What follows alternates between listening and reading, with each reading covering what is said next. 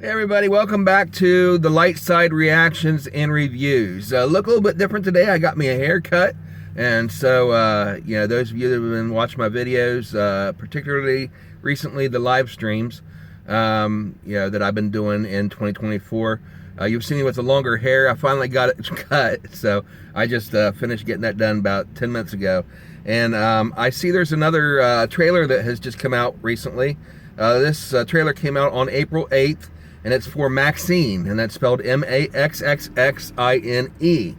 And I saw the thumbnail for it, and I thought I might as well go ahead and react to this.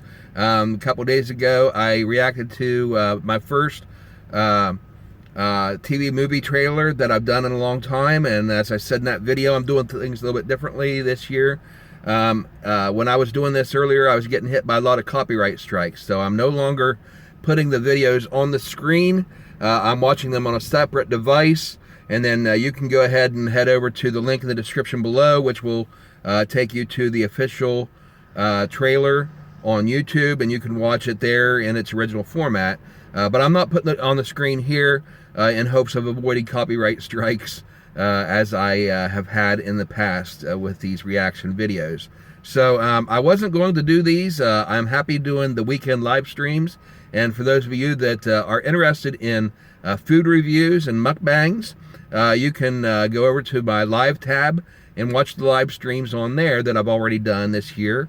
We do one every weekend, Sunday afternoon at 2 p.m. Eastern Time.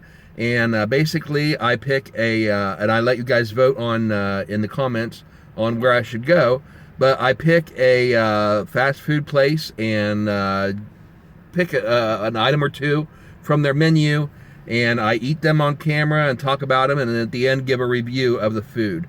And so if that's something that interests you, you can check that out on my live tab, and I do that every week. And you can if you hit the subscribe button, you'll be notified whenever I go live.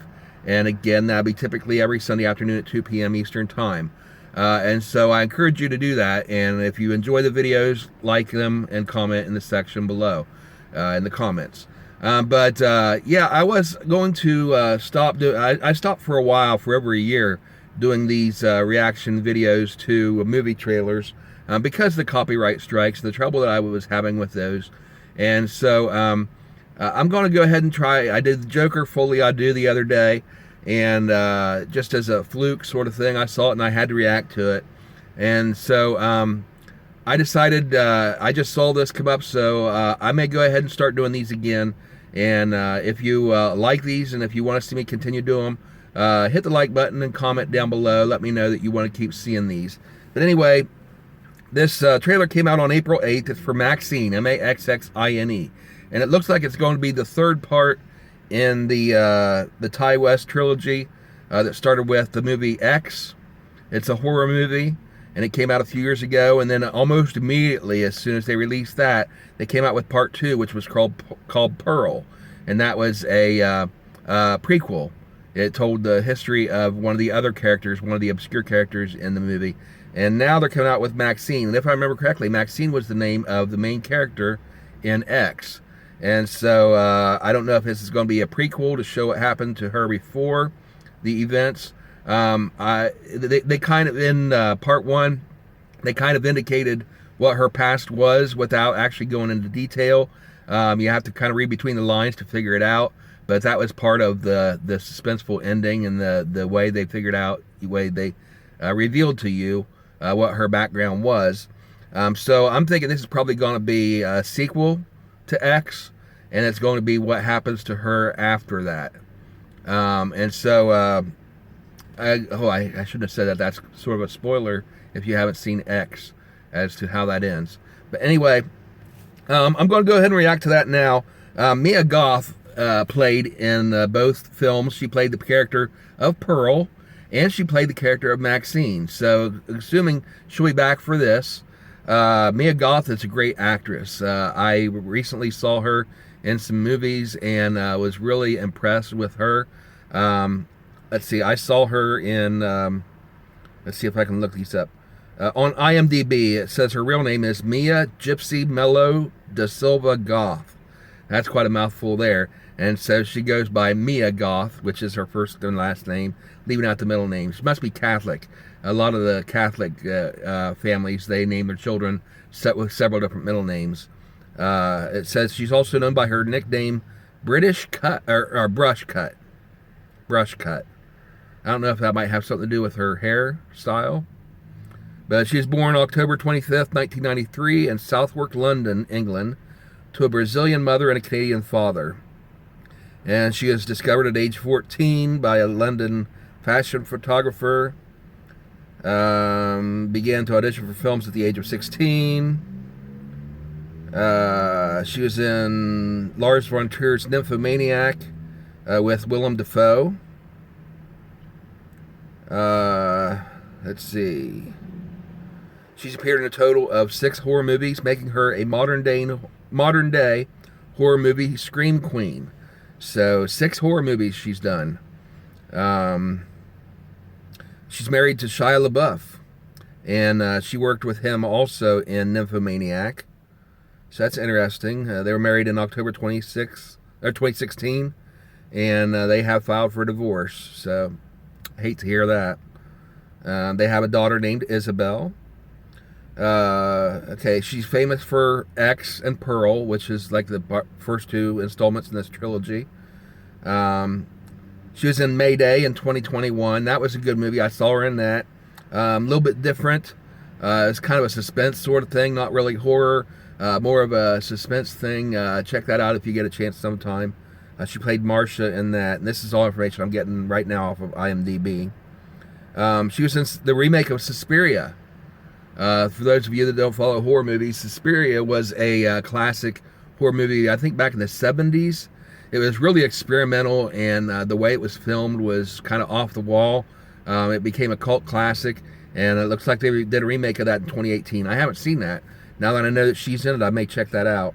I did see her in Marrowbone. That's the first movie I think I saw her in, which was in 2017. And that was a really cool movie. It had the kind of twist at the end sort of thing, like you would expect from maybe M. Night Shyamalan type movie. And so that was called Marrowbone in 2017. She was in that. That's the first time I saw her. No, second time I saw her. First time I saw her was in 2016 in A Cure for Wellness. And she played Hannah in that. That's the first time I saw her. And I also saw her in Marrowbone. And I enjoyed both those movies. Cure for Wellness also, really trippy. Horror, sci-fi, sort of suspense type movie that, kind of off the wall sort of thing. It seems like she's attracted to these kind of roles, these kind of movies that are kind of off the wall and kind of out there. But anyway, that's Mia Goth, plays the main character, Maxine. So it's put out by A24 is the name of the studio. I don't know a lot about this studio, but they've been putting out quite a few decent movies recently. So they may be upcoming pretty decent movie theater to keep an eye, or movie studio to keep your eye on. But anyway, let's go ahead and check this out. This is Maxine official trailer, and I'm watching it on a separate device again. And if you want to go ahead and watch it yourself, you can go over and to the description. It'll be in the link will be in the description below, and you can go watch the original video over there. All right, A24. Oh, Maxine, your agent tells us you're quite a popular name in adult film and entertainment. Is that correct? Her dream was to be a star. I'm curious, did you always want to be in that line of work? Always wanted to be famous? Okay, we saw that in part 1. If you need to read off the Both slides, characters she played. Go ahead, all right? I know the lines. She turns to the camera and, through her trauma, addresses the lens directly. Okay, she's doing a casting interview. 1985, so this is... Celebrities who got their start in horror movies. Jamie Lee Curtis, John Travolta, Demi Moore, Brooke Shields, and... Maxine, kidding me. Ooh.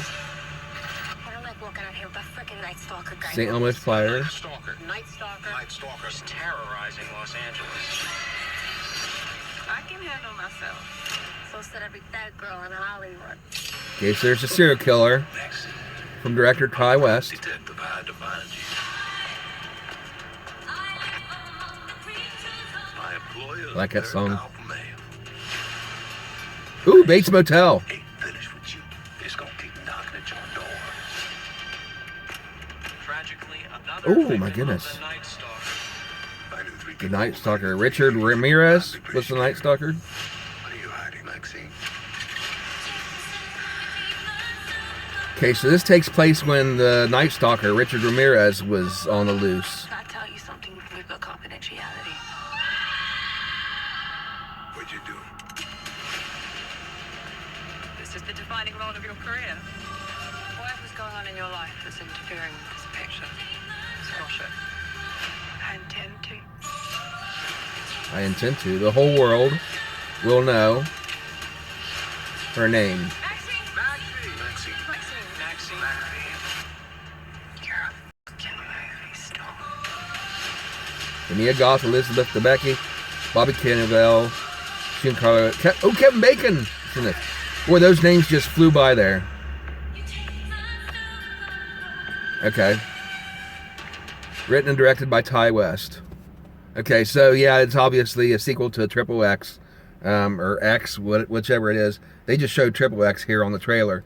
Boy, those names just flew by on that trailer. I almost want to go back and see who they are in there. Kevin Bacon, wasn't expecting him to be in this. Kevin Bacon, classic actor. I always loved anything that he's been in.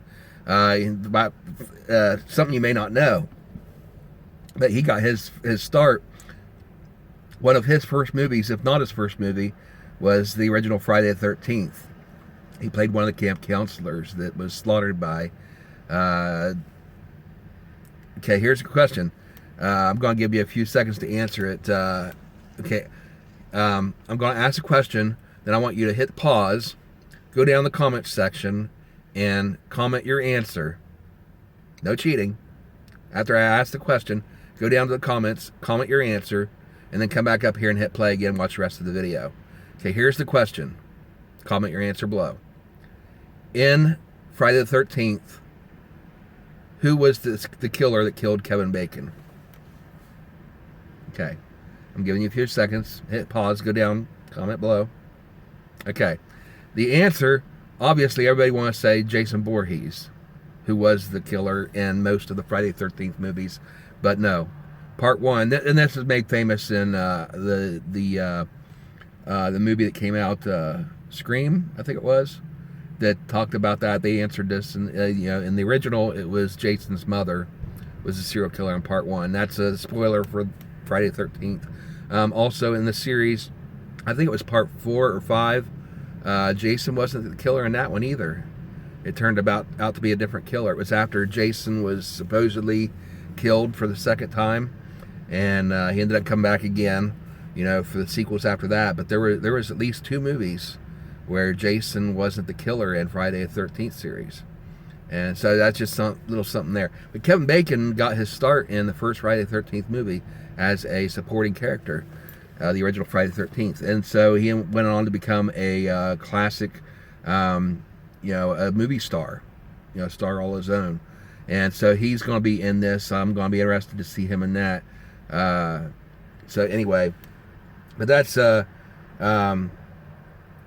looks interesting. Those of you that like horror movies, you might watch the other ones first. It says here it takes place in 1985, so I can't remember the original one, X or Triple X. I think it's just called X. Takes place in the late 70s, I think, like 1978, 1979, somewhere around there. So this, if I remember correctly, this would be a sequel to that. So it's after she gets out of part 1. So part 1, X, was in the 70s.